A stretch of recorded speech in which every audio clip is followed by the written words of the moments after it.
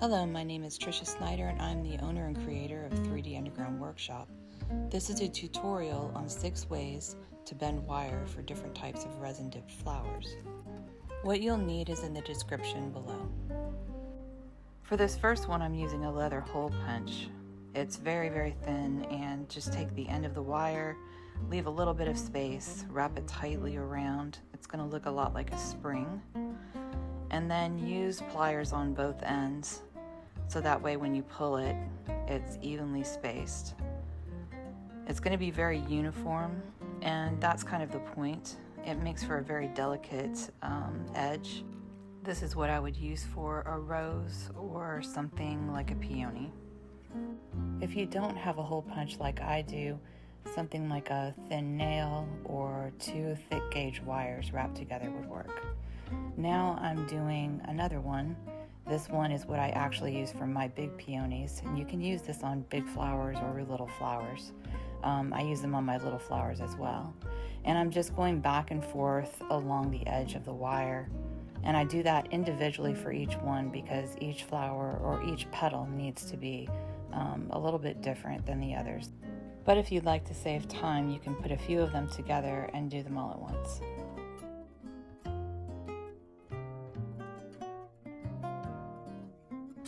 For this one, instead of bending them back and forth sideways along the edge, I'm bending it back and forth front to back, and that gives it a completely different texture, different look. And I don't use this one very often, but I might start using it again because it's a really nice texture. I like it a lot. Now this one can be used either as a leaf or a petal. I usually use leaves, but I have used petals before. If you want just individual petals, or if you'd like to put a flower together, it doesn't have to be any particular kind of flower, just any kind of flower. You can use it for forget-me-nots or just any kind of 4 or 5 petal flower. Here I'm bending the leaf just a little bit. I've crimped the top edge pretty tight so it comes to a point, and you don't have to bend it, but I like to bend it and kind of give it a natural shape.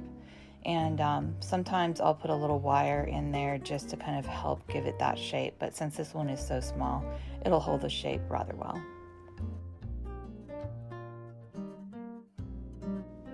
This one can be used for tulips, especially those little flowery edged tulips that have the kind of lacy look.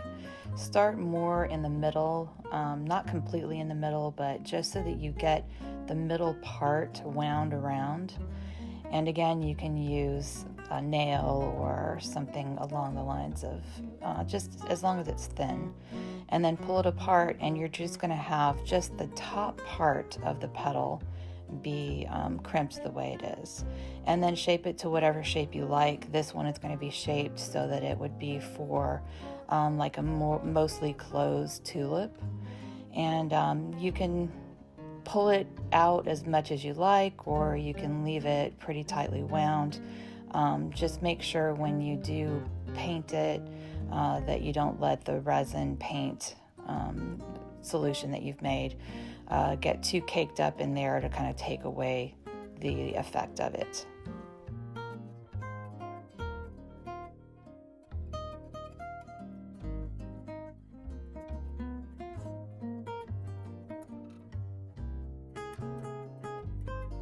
And last but not least, the most simple petal, just make it round, pull it up in the middle just a little bit, and then flatten it out almost into a heart shape.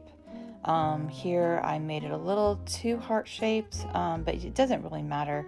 I usually use these for violets or for hydrangea petals. Hydrangea petals are really nice with this shape. So later on in the video, I've actually pulled that out just a little bit so it's a little more flat on the top, but you don't have to. You can also use this for the 3, 4, or 5 petal flowers overlapping, and put like a little diamond or a pearl or something in the middle. So now we're going to dip these petals, and I use the Craftica UV resin dip. It is a brand that I love, and it works really well, and very easy to work with usually. So Highly recommend it. You can get that on Amazon, and I'll have a link to it in the description below. Dipping each flower petal is pretty self-explanatory. You just dip it in, make sure that it saturates the entire petal, kind of like when you're blowing bubbles for your kids. You just make sure that you've got that film over the entire thing. Also, make sure that you put your cup with the resin in it completely away from where you're going to be using your light, because you don't want to get that cured accidentally.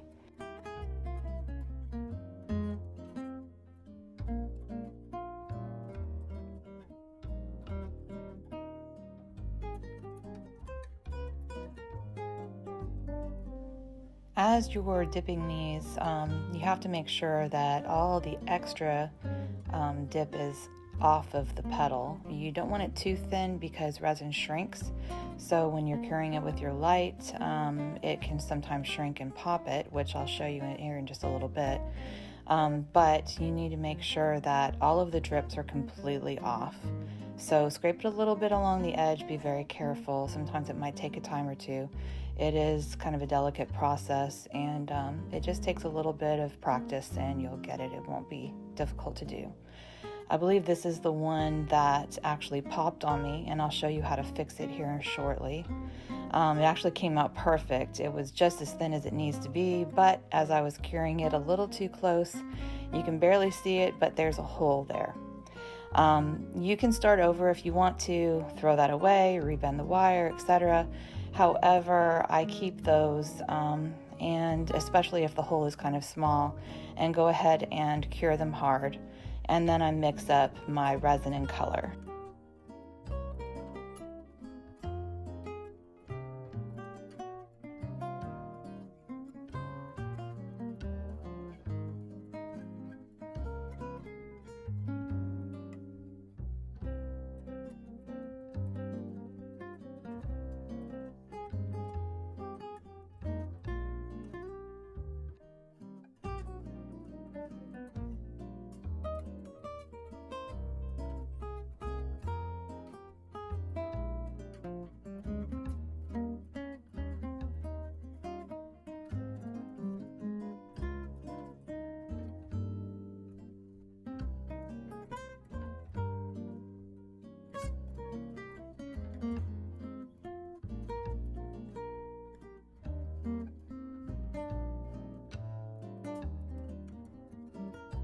Obviously, you can use whatever coloring you like. I use Diamond Dust and Red Hot Chili Pepper for this.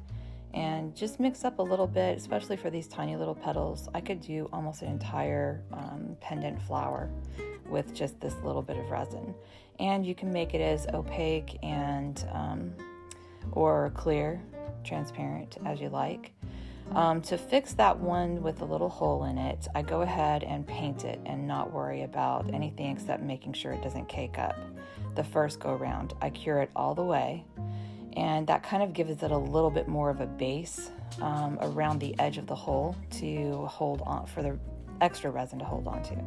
Then I put a little bit of a thicker layer on it, cure it quite a bit with my light, and then put it under the lamp again.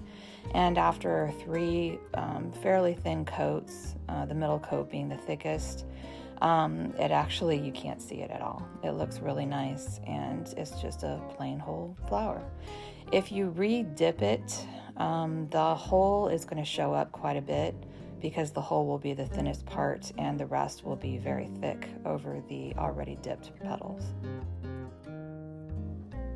Here I'm showing you just a little tiny flaw that's in the dip. As it cured, it just kind of pinched together just a little bit, but if you paint over with the UV resin, the regular UV resin, you won't even see that at all. And also when you put it together, that part is toward the bottom where you're gonna snip off that end piece, and when you glue it into the flower, it'll also cover it, so you won't really see that at all. But just covering it, if it's anywhere on the petal, just covering it with the coloring, even transparent, it should cover it pretty well. I like to make my petals pretty opaque. Sometimes I'll leave them a little bit more transparent, but opaque is kind of my go-to thing. You can do it either way.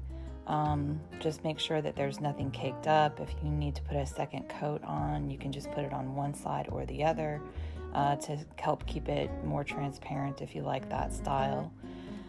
Here I'm just going to go through really quickly and get them all painted up.